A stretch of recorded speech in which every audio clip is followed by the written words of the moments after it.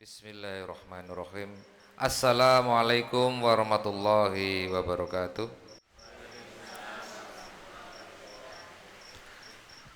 Alhamdulillahirabbil alamin wa bihi nasta'in ala umurid dunya waddin. Wassalatu wassalamu ala asrofil anbiya'i wal mursalin wa ala alihi wa ashabihi ajmain. Allahumma anfa'na bima 'allamtana wa 'allimna ma yanfa'una wa zidna ilman. Allahumma kfina bi halalika an haramik wa ghnina bi fadlik aman siwak amma ba'du. Alhamdulillah, segala puji syukur kehadirat Allah Subhanahu wa taala. Dengannya kita memohon pertolongan atas urusan dunia dan akhirat kita, karena demi Allah tanpa memohon pertolongan, kemudahan, kemurahan, niscaya kita hari ini tidak mungkin Allah kumpulkan di tempat yang paling mulia ini, di Mushola Al-Ikhlas. Karena dengan pertolongan, kemudahan, kemurahannya lah kita masih Allah pertemukan untuk menunaikan sholat maghrib secara berjamaah, yang kemudian kita lanjut dengan bermajelis taklim tanpa ada halangan aral suatu apa.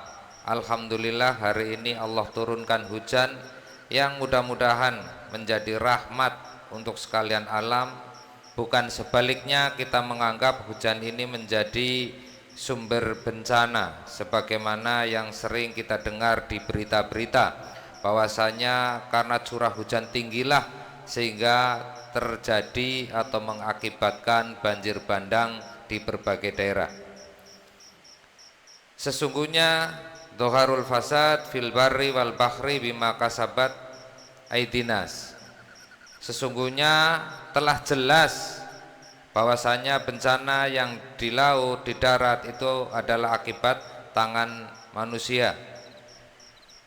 Liyudhiqahum, untuk menunjukkan karena tingkah mereka pula, dari tangan-tangan mereka pula, la'allahum yarji'un, untuk kemudian kita kembali kepada ajaran Allah, kembali kepada agama kita, bagaimana kita wa id qala rabbuka lil malaikati inni ja'ilun fil ardi khalifah.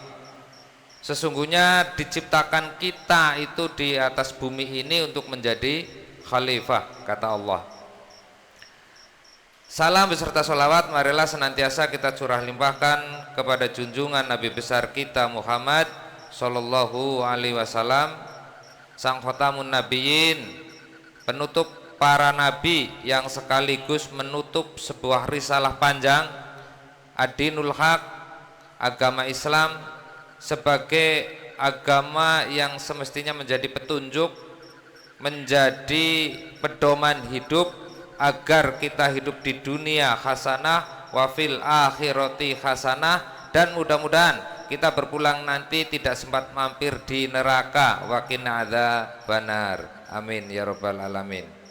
Dan mudah-mudahan dengan senantiasa menegakkan sunnahnya, memantaskan diri kita semua untuk kemudian Allah kumpulkan kelak di jannah, di surga yang penuh kenikmatan bersama Nabi terkasihnya Muhammad Sallallahu Alaihi Wasallam, amin ya rabbal alamin.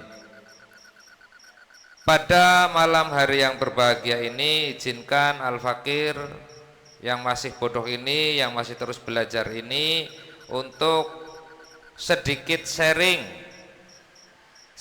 tentang satu frasa, satu kalimat yang saya sendiri cukup jelek, cukup kok kadosuki kalimat ini nih pas sekali begitu.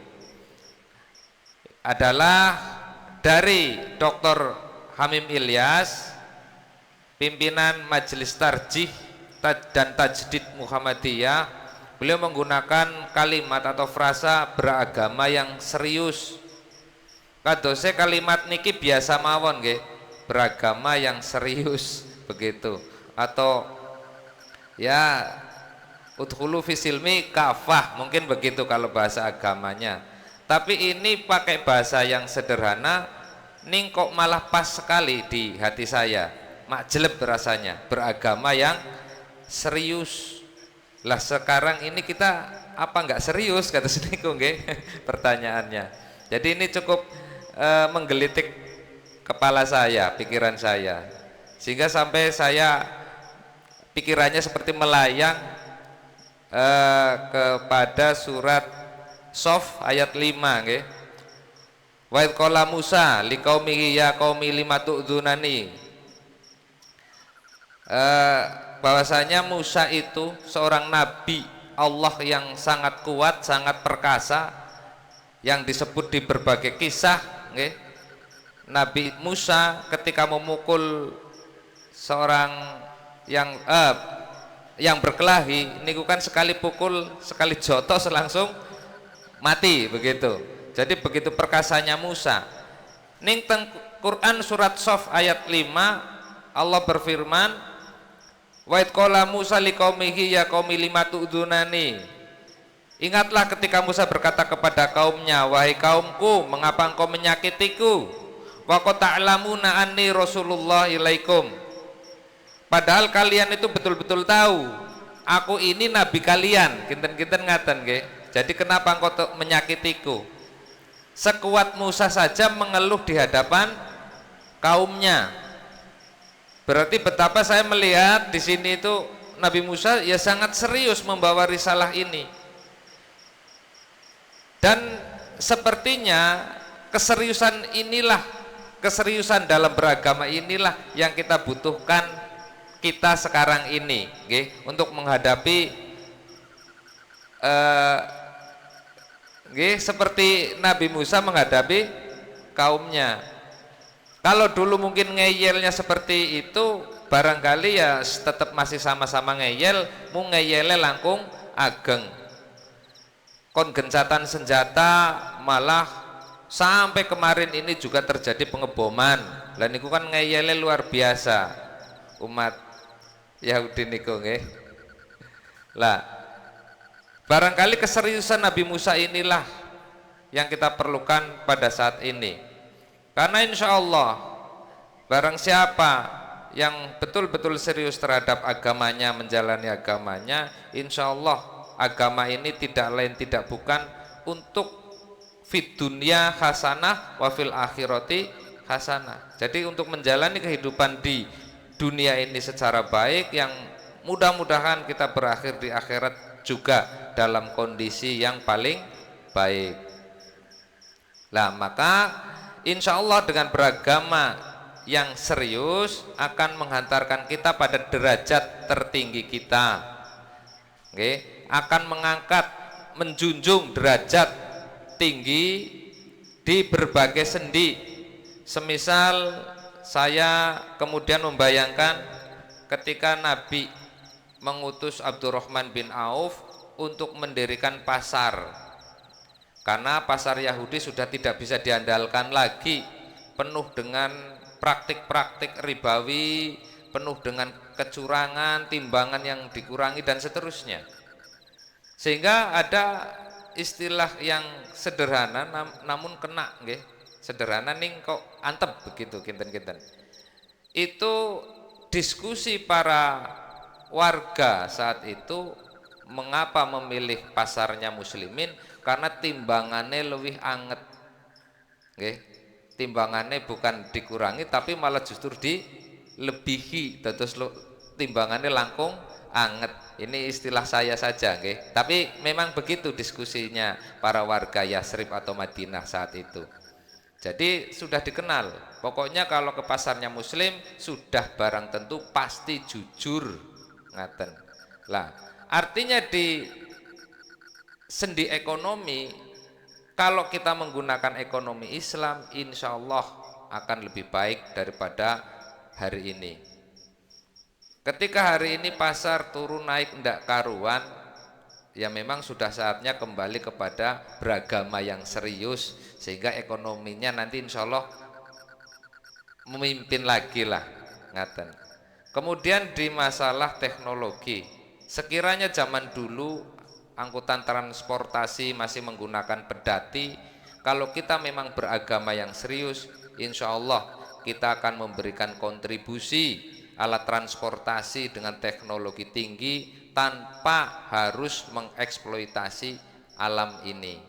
Oke. Sekarang banyaknya mobil listrik, namun harga yang sangat mahal yang harus kita bayar adalah dengan kolam-kolam raksasa, okay? Hasil galian nikel dan seterusnya. Nah ini tentu tidak seperti itu ketika kita beragama dengan serius.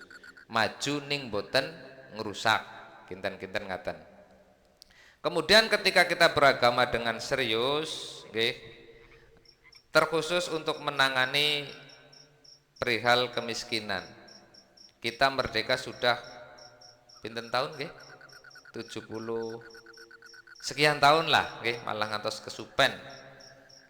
Nah, itu ternyata angka kemiskinan tidak pernah kunjung turun. Justru semakin beringas saja kita, nggih. Terlebih kalau mendengar istilah yang depannya ada kata-kata bantuan. Nah, itu kayaknya kita jadi luar biasa niki. Menjangkit ke semuanya, nggih, tidak hanya di Losari saja, di mana tempat niku kalau sudah ada kata-kata bantuan rasanya sudah langsung kayak semuanya merasa berhak begitu. Lah ini ada apa dengan jiwa kita? Ada apa dengan mentalitas kita sebagai muslim? Kinten-kinten ngaten. Maka izinkan saya sebelum lanjut ke materi, izinkan saya mengingatkan ketika Mu'ad bin Jabal diutus Nabi Muhammad Sallallahu Alaihi Wasallam untuk ke Yaman. Walaupun ada perbedaan pendapat tentang waktunya, tapi yang jelas para alim ulama kita sepakat ketika Mu'ad bin Jabal diutus ke Yaman, beliau sangat cepat mengentas kemiskinan di Yaman. Ada yang mengatakan 3 tahun, tapi para ulama sepakat intinya ya cepet banget kata senikulah yang ngentas kemiskinan di Yaman. Lah ini dengan apa Islam mengentas kemiskinan? Ada satu piranti, satu alat yang dipakai, okay? Alat itu kita sangat kenal, namanya zakat. Okay? Ada zakat mal, ada juga zakat fitrah atau zakatun nafs, zakat jiwa. Nah, dalam hal ini izinkan saya menyampaikan sedikit terkait dengan zakatun nafs atau zakat jiwa berupa teknisnya, okay? Barangkali dalam beberapa tahun ini kami dari Lazismu membuat sebuah kegaduhan. Okay. Namun yang Bapak Ibu harus mengerti adalah kita sedang berikhtiar pengin kados Mu'ad bin Jabal, okay, mengentas kemiskinan di Losari dengan waktu atau tempo yang sesingkat-singkatnya. Dan ini zakatun nafs atau zakatul fitr atau zakat fitrah sudah dipercayakan Lazis sejak 2 tahun yang lalu. Ini masuk tahun ketiga. Okay. Mudah-mudahan kami terus memperbaiki diri. Dalam hal ini kita sudah rapat, sudah membicarakan teknisnya nanti bagaimana. Insya Allah zakatun nafs disetor teng masjid, okay. Insya Allah kita akan layani sejak 10 hari sebelum Idul Fitri. Dados mboten reb-reban, mboten niku, mboten kesusu nggih, mboten gemrungsung kados niku. Jadi 10 hari sebelum Idul Fitri. Nanti penutupannya 1 hari atau 2 hari? 2 hari sebelum Idul Fitri. Dados Idul Fitri pun ayem, pun adem kados niku. Dan siapa yang harus mengantar? Lah ini kami definisikan ini, enggak sembarangan boleh ngantar. Yang ngantar zakate nggih, yang ngantar itunya apa? Berasnya. Yang ngantar diharapkan ibu atau bapak. Atau kalau memang harus anak ya anak yang sudah dewasa. Ndak boleh anak-anak kecil. Kenapa diharapkan? Diharapkan ini Bapak Ibu nggih. Ini penting untuk kita mengerti. Karena kita ini kan melakukan zakatul fitr kalau memang ukurannya dari Muhammadiyah masuk Losari niku kan pun dangu sangat jauh sebelum Indonesia merdeka. Kalau Muhammadiyah masuk Losari niku kinten-kinten 1930-an berarti nggih pun pinten tahun niki. Pokoknya lebih suwe ketimbang Indonesia merdeka terus niku nggih. Namun kenapa persoalan umat nggih nun sewu sangat semestinya kan tukmatan lil masakin nggih, untuk memberikan makan orang-orang miskin. Itu masih saja ngapunten sangat. Ini hampir sama seperti model bantuan yang pemerintah tadi. Kayaknya kok semua orang jadi merasa berhak.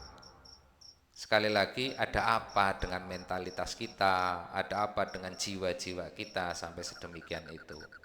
Maka mudah-mudahan dengan kita memperbaiki, barangkali mungkin saat kami menerima, penerimaannya kurang baik, okay. Asal pokoknya brak-bruk baik. Kita pandang beras itu hanya sebatas transaksional saja, wis setor wis seniku. Mungkin kita jadi kurang berkahnya di situ. Maka kita bermuhasabah, introspeksi diri, mungkin dari sini. Yuk kita perbaiki dari awal dulu, dari hulunya dulu. Saat kita menerima beras, kita terima dengan baik, dengan karim, dengan mulia, karena tujuannya juga tujuan mulia, diterima dengan mulia, yang mudah-mudahan menghantarkan kita pada posisi yang mulia. Ngaten. Maka yang mengantar orang yang sudah dewasa diantar ke masjid, nanti kita jadi ada akad, okay, dari wakif atau muzaki, okay, dari muzaki kepada amil. Nanti amil mendoakan, mudah-mudahan barokallah fi malikum, berkah, mudah-mudahan keberkahan Allah pada harta benda kalian, wa umrikum, okay? Jadi mudah-mudahan kita diberkahi hidupnya, harta kita, dan juga sisa umur kita. Lah, sekali lagi nanti zakat fitrah disetor ke masjid, dibayarkan ke masjid 10 hari sebelum hari H, okay? Sebelum Idul Fitri, yang menyetor bapak, ibu, atau kalau memang harus anak-anak yang sudah balik, yang sudah dewasa. Cukup jelas nggih Bapak Ibu nggih? Jelas nggih. Mudah-mudahan tahun ini kita punya harapan besar. Kita gantungkan harapan besar kita kepada Sang Maha Besar Allah Subhanahu wa taala.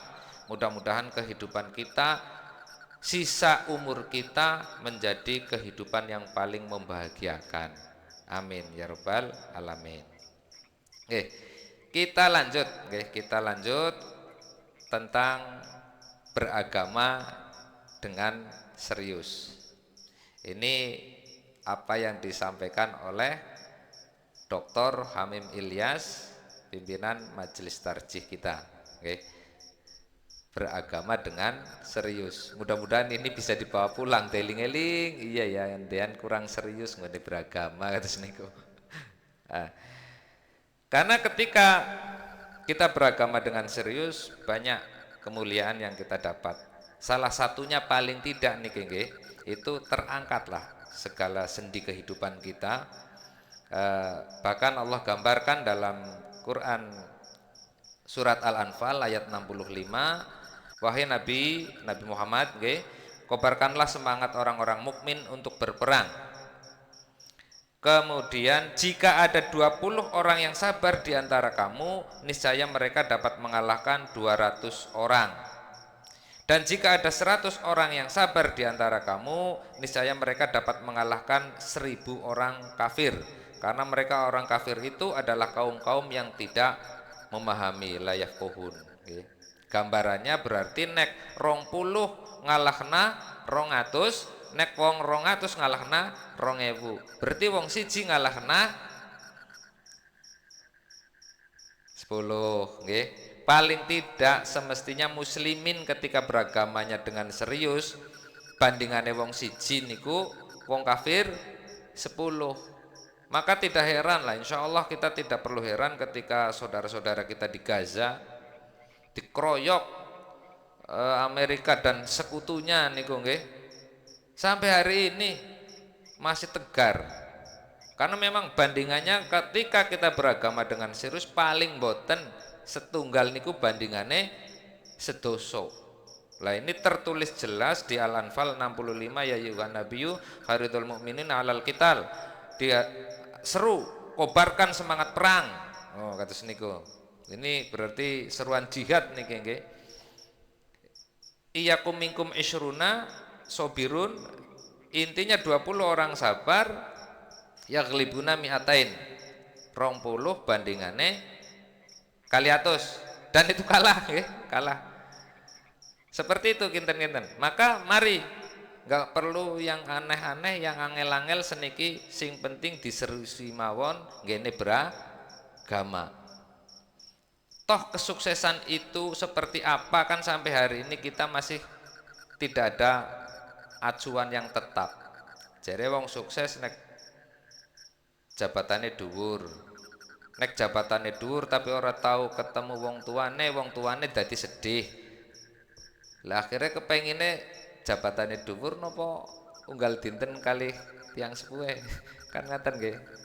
Ya tentu orang yang mulia, orang yang baik jabatannya ya mulia, kepada orang tuanya juga memuliakan.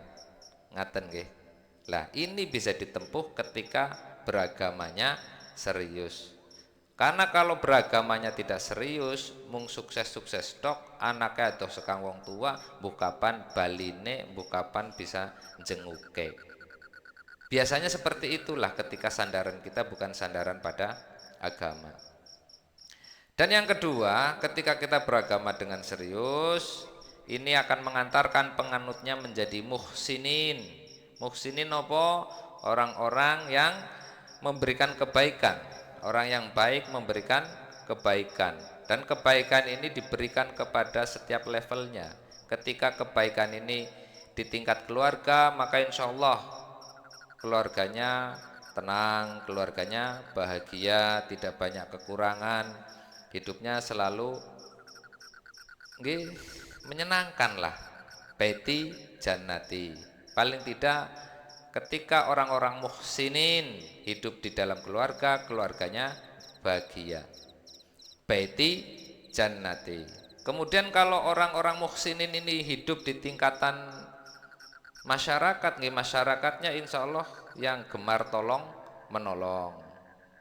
Ketika orang muhsinin yang memegang negara, insya Allah negaranya akan menghadirkan kenyamanan, ketenangan, keamanan, dan kehidupan yang lebih baik bagi rakyatnya. Boten ketakutan, boten diadu domba untuk kepentingan politiknya. Lah maka mudah-mudahan mari kita nggak perlu bergantung kepada siapapun kecuali bergantung kepada Allah saja. Mari kita memperbaiki diri kita, memperbaiki keluarga kita, yang mudah-mudahan nanti tidak sulit untuk menjadikan Losari menjadi Qoryah Thoyyibah. Karena urutannya teng Muhammadiyah ngaten nggih. Kaderisasi dimulai dari rumah masing-masing, menjadi jamaah di masjid.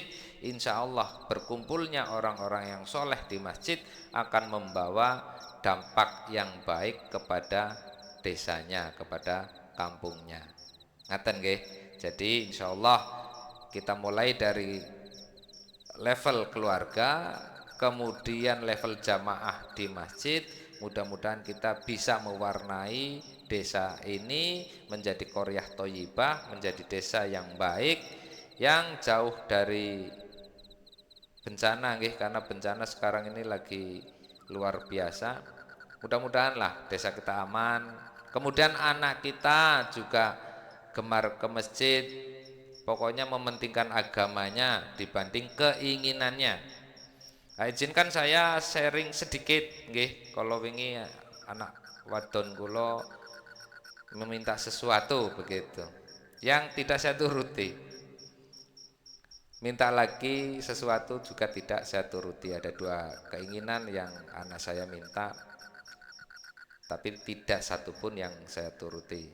Saya sampaikan, bersyukurlah alhamdulillah ketika kita menyadari itu keinginan yang tidak terwujud begitu.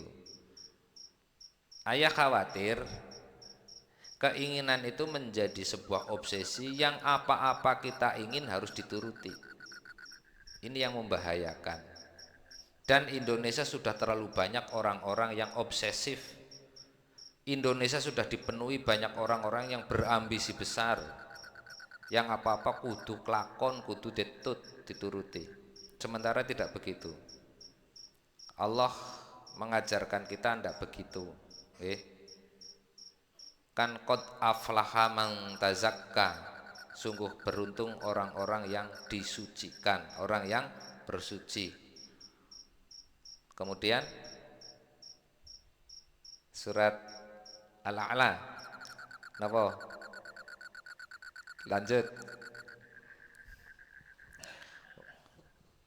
Wa dzakarasma rabbihi fasholla. Kemudian ketika orang itu sudah bersuci, kemudian berdoa dan melaksanakan sholat. Jadi qad aflaha, orang yang sukses, orang yang beruntung, orang yang dimenangkan adalah man tazakka, orang-orang yang membersihkan diri, bersuci, kalau dalam hal ini berwudu, nggih. Kemudian wa dzakarasma rabbihi fasholla, yang kemudian mengingat Tuhannya lalu sholat. Jane simpel sangat nggih. Orang yang sukses, orang yang beruntung, orang yang dimenangkan adalah orang yang ambil air wudhu terus sholat. Lah sesukses apapun kita, ketika kita menunda sholat, dampak lainnya pasti tidak baik. Kayaknya ketika menunda sholat, waktu itu enggak berdampak apa-apa, tapi ketika itu diterus-teruskan, biasanya efek-efek lain akan segera terasa. Ngaten nggih. Jadi mudah-mudahan kita beragama yang serius, sehingga kalaulah anak kita jadi dokter yang sangat baik, menjadi presiden yang sangat memperhatikan rakyat. Jadi yang penting serius dulu terhadap agama. Kemudian yang ketiga, menjadi pribadi yang soleh. Yang soleh niku nopo? Soleh itu adalah pribadi yang jauh dari kerusakan. Oke? Karena pada hakikatnya manusia itu fana. Fana niku dijaga yang apa? Bosok, lapuk. Niku fana, nggih. Arti fana itu dijaga seperti apa tetap lapuk. Kados misal kayu, nggih, kayu dijaga seperti apa, kadang kena rayap, kadang lapuk dan seterusnya. Apapun yang sifatnya di dunia ini sifatnya fana. Mau kita cintai seperti apa juga tetap pada titiknya nanti hancur atau hilang. Maka ketika kita menjadi pribadi yang soleh, insya Allah unsur penjagaannya bukan hanya kita saja, tapi yang punya semesta ini, yang punya arsyil azim, yang punya bumi langit ini yang ikut turut menjaga. Salah satu contoh, abad ke-9 ada wanita mulia yang bernama Fatimah Fihriyah. Ngertos nggih? Karena saya sering sampaikan ini, Fatimah Fihriyah yang mendirikan masjid bernama Jamiatul Qarawiyyin di Maroko, di kota Fes. tahun 930 Masehi, kinten-kinten di era tahun itu. Sampai hari ini Jamiatul Qarawiyyin masih berdiri tegak dan dinobatkan menjadi universitas pertama oleh UNESCO. Jadi universitas itu tuh memang awalnya dari masjid. Sami kados Al Azhar gingaten. Mungkin kita lebih familiar Al Azhar nggih. Tapi intinya justru malah lebih lama Jamiatul Qarawiyyin. Lah, beliau orang yang solehah sekali nggih. Bahkan pada pembangunan masjidnya beliau puasani nggih. Beliau berpuasa, terus berdoa untuk Allah jaga masjidnya. Dan Masya Allah 930 sekarang 2026, sudah berapa ratus tahun itu, sudah 1000 tahun lebih nggih. Jariahnya ngalir terus ngaten. Lah maka mudah-mudahan dengan beragama yang serius, mudah-mudahan menghantarkan kita kepada pribadi yang soleh, pribadi yang jauh dari kerusakan, sebaliknya menebarkan kebaikan. Nah, itu yang ketiga. Kemudian yang keempat, ketika kita beragama secara serius, mudah-mudahan kita mendapatkan yang namanya Shirotol Mustaqim. Shirotol Mustaqim niku napa definisine? Kinten-kinten niki definisi sing skeco nggih untuk kita tangkap adalah jalan yang jelas, padang, jembrang, ora peteng, jelas, lagi mudah, boten belak-belok, boten mirang-miring, lurus, nggih, skeco, padang, jelas. Kemudian mustaqim, kirang langkung artinya jalan yang terdekat, yang tercepat, dados boten mutar-muter, nggih, wis kepenak, dalane padang, jelas, lurus, perek. Lah kan sekeco sangat nggih. Lah ini yang kita tuju dengan beragama dengan serius. Ning nggih kok ya malah milih jalan yang berkelok. Ini yang kadang kita nopo nggih perlu tadabur surat Al-A'la tadi. Surat Al-A'la Allah memberitahukan bahwasanya hal ini itu sudah berulang kali di suhuf Ibrahim wa Musa. Jadi hal ini terjadi berulang kali. Tapi kita nggih ndablek mawon. Nah, ini ya mungkin satu kali nanti kita tadabbur surat Al-A'la nggih. Sesungguhnya ini terdapat dalam kitab-kitab dahulu. Hal-hal seperti ini tuh sudah terdapat di kitab-kitab dahulu lah nanti. Tadi qad aflaha man tazakka, kita mulai dari situ nggih. Kemudian Allah ngendika, Allah berfirman di ayat selanjutnya wa dzakara rabbihi fasholla. Lah, jawabannya di ayat selanjutnya, ketika kita beragama dengan serius sungguh-sungguh, insya Allah akan mendapatkan kemuliaan-kemuliaan tadi. Tapi niki jawabannya di ayat 16, bal tu'thirunal hayatad dunya, sedangkan kamu, mudah-mudahan bukan kita nggih. Kalau yang di sini kan yang dimaksud orang-orang kafir, memilih kehidupan dunia. Napa milih kehidupan dunia niki? Mboten nggih? Mboten, walaupun sekedik-sekedik kadang. Nggih, mudah-mudahan kita terjauh dari yang dimaksud di ayat 16, bal tu'thirunal hayatad dunya. Karena wal akhiratu khairu wa abqa, padahal kehidupan di akhirat itu lebih baik dan lebih kekal. Lah, kinten-kinten itu materi yang bisa saya sampaikan. Alhamdulillah ini selesai 19 menit, jam 7 19 menit. Jadi ada waktu untuk kita bisa ngobrol-ngobrol nggih, terkait dengan mungkin persiapan Ramadan atau apapun. Sekiranya saya bisa menjawab, saya langsung jawab. Bila mana saya tidak bisa menjawab, insya Allah kita akan jadikan PR. Ngaten nggih, ini materi pada malam hari ini kita cukupkan dengan tema beragama yang serius. Mudah-mudahan kita mendapatkan kemuliaan yang tadi saya sebutkan, kita mendapatkan derajat yang tinggi, kemudian kita bisa menjadi pribadi yang muhsinin, yang terus menebarkan kebaikan, kemudian kita bisa menjadi pribadi yang soleh, yang jauh dari kerusakan, sebaliknya menebar kebaikan.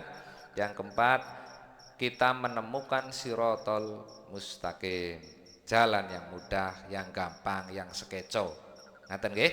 Demikian dari saya, nasru minallah wa fatun qarib wa basyiril mu'minin, billahi taufik wal hidayah. Wassalamualaikum warahmatullahi wabarakatuh.